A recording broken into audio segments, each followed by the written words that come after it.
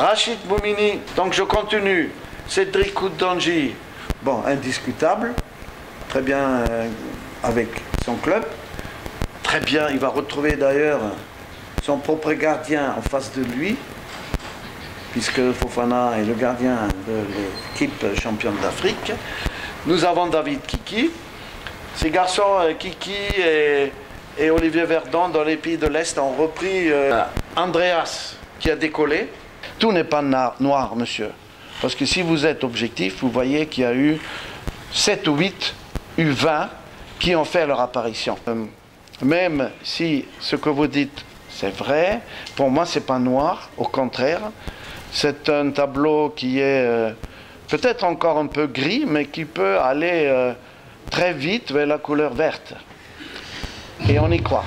Faye a dit le Bénin ferait plaisir de les rencontrer. Ils ont rencontré le Togo, le Ghana, tous les voisins, mais pas le Bénin ces derniers temps. Donc on était très heureux d'avoir ce match, au lieu d'aller au Maroc encore, de jouer devant personne, contre le Soudan ou le Congo-Brazzaville. Je me suis dit, nos jeunes joueurs vont pouvoir progresser dans ces 2 matchs. Ce sont les 2 derniers champions d'Afrique, comme vous le savez.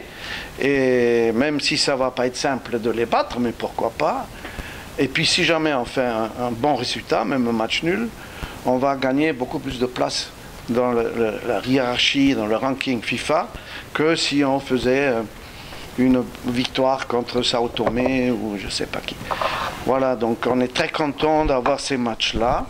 Je pense que vous aussi, parce que ça prouve que le Bénin aussi est apprécié comme adversaire, sparring partner pour ces grandes équipes. Farhan Traoré, il joue 1 minute par-ci, 1 minute par-là.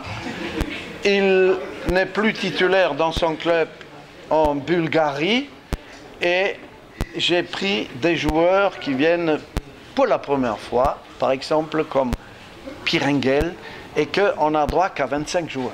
Soukou, je veux maintenant de la fraîcheur, de la jeunesse, de la vitesse.